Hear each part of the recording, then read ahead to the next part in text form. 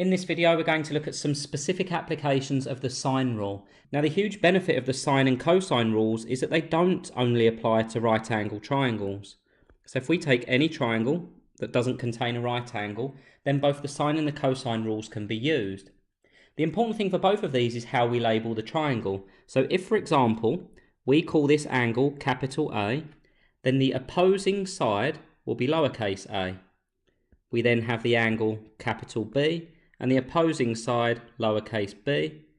We have the angle uppercase C, and the opposing side lowercase c. Now the sine rule states that A over sine A equals B over sine B, which equals C over sine C. Now the way that we would apply this type of equation where it has three expressions is by looking at the information we know and the information we're trying to find and getting rid of one of these terms. So let's say, for example, we know angle A, we know angle B, we know length B, and we're trying to find length A. Before we begin approaching the problem, we would eliminate this term here and we would just work with A over sine A equals B over sine B. In a different example, we might know lengths B and C, and we might know angle capital C, and we might be looking to find angle B. Well, in that case, we would use B over sine B equals C over sine C, and we would ignore the term involving A. So the actual application of this is relatively straightforward. Let's take a specific example. Okay, so in this example, we can see that we know one length and we know two angles. So if you think about how we labelled the triangle previously, we're going to call this angle A, and we're going to call this length A. We're going to call this angle B, and we're going to call this length B. Therefore, we can ignore the terms involving C because we're trying to find lowercase b. We know lowercase a, and we know capital A and B.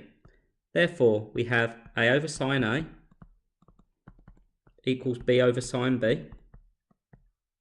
And if we rearrange this by multiplying each side by sine B, because we're trying to get lowercase b on its own, then we'll be left with lowercase b equals A over sine A all times sine B.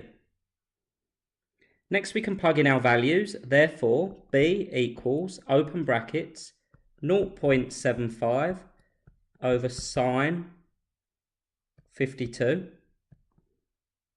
times sine 37. It is important to point out at this stage, because this angle here and this angle here are in degrees, we must make sure that our calculators are in degrees. And this will give us the length of B equals 0.57 meters to 2 decimal places.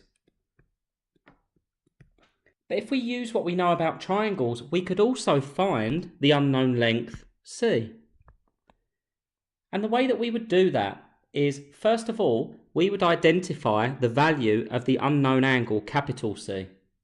Now, the important thing to remember is that the angles of a triangle add up to 180 degrees. Therefore, capital C is just going to be 180, the angles in a triangle, minus 52, which is angle A, minus 37, which is angle B. So our unknown angle C is just 91 degrees. Now that we know our unknown angle C, we can find our unknown length C using the expression on the end, and then we can use either the expression involving A or we can use the expression involving B. It doesn't actually matter, but in this instance, I'm going to use the expressions involving A because lowercase a was given in the question and uppercase A was given in the question. Therefore, if I've made any assumptions or any rounding, as I did when I calculated B, I can eliminate any compounded rounding errors. So, what I'm going to get is C over sine C equals A over sine A. C equals A over sine A times sine C. Therefore, C equals 0.75 over sine 52 times sine of the angle we've just determined, 91. And that will give us the value of C of 0.95 metres to 2 decimal places. So I've found all of the unknown information for that triangle. Let's just take another example where we're going to use this to find an unknown angle. Okay, so in this example, I have two lengths and I have one angle and I'm trying to find an unknown angle. So the first thing that I would do is label my triangle. So if I call this A, then this will be side A.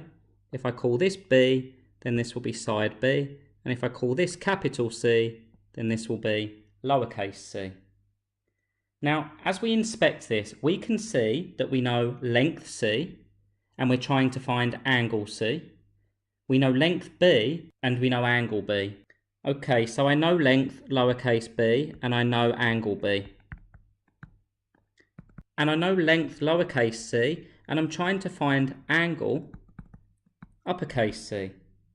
So I'm going to use those two terms. I don't have any information about length A or angle A. Now, because the thing I'm trying to find is on the bottom of the equation, the first thing I'm going to do is I'm going to recip each side. Well, recipping each side is going to give me sine B over B equals sine C over lowercase c. The next thing I need to do to each side is multiply each side by lowercase c, because I'm trying to get uppercase C on its own. So when I multiply each side by lowercase c, I get sine C equals sine B over B times C. All I've done is switch those two terms so that the thing I'm trying to find is now on the left-hand side.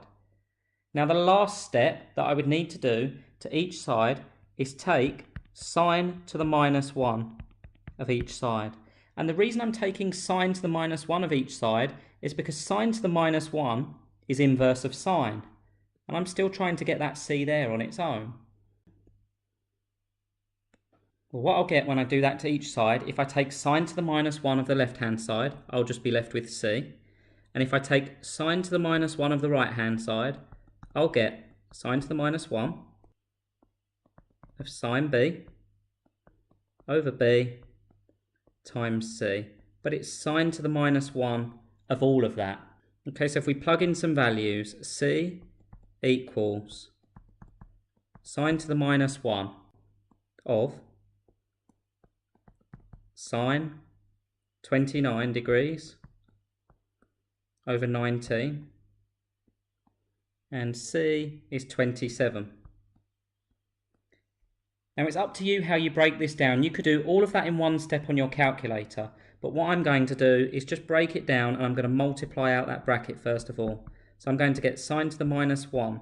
Well, sine 29 over 19 times 27 gives me 0.6889 to 4 decimal places. Now, although I've written that number down to 4 decimal places, I'm keeping the full number in my calculator, because the full number is actually 0.6889399,867. I'm going to keep the full number in my calculator, and the reason I'm going to do that is to avoid any rounding errors at the next stage. Therefore, C equals, and what I'm going to do is sine to the minus 1 of the answer that's on my calculator. So shift sine, or sine to the minus 1, answer, where the answer is the 0.6889, and that gives me an angle of 43.5 degrees to 1 decimal place. So we now know angle C. So up here, this angle is 43.5 degrees. Now, if you were asked to find additional information, you could also find this angle here, recalling that the angles of a triangle add up to 180 degrees.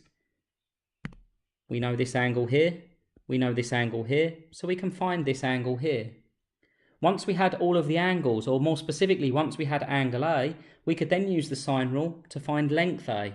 So as with the previous example, once we have one of the unknowns, we can then work our way around the triangle and find the remaining unknowns. Just take a little bit of care when you do these calculations. If the angles are given in degrees, make sure your calculators are in degrees. And also, if you did decide to input this function in one go into your calculators, there's nothing wrong with that, but just make sure that you include all of the relevant brackets, because we're taking sine to the -1 of everything inside the first set of brackets. So it's really important that you take care with your brackets if you choose to do it that way. Alternatively, you can do as we did and find the answer inside the brackets, store that number in your calculator, and then do sine to the -1 of the answer so that you avoid any rounding errors on this final answer at the bottom here.